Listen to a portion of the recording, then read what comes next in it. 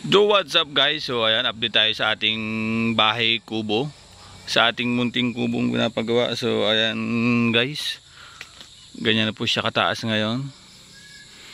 Ayan.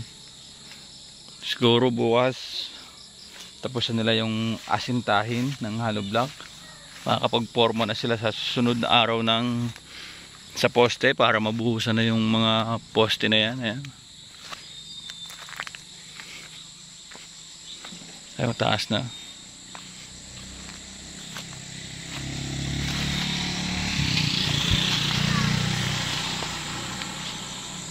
Yan.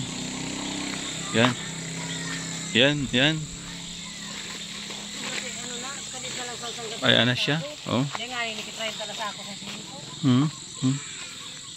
Yan.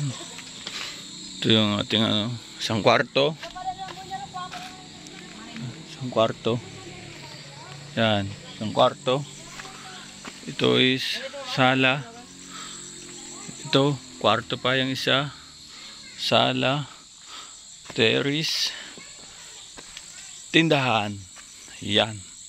Ang ating update ngayon. Tingnan kubo-kubo.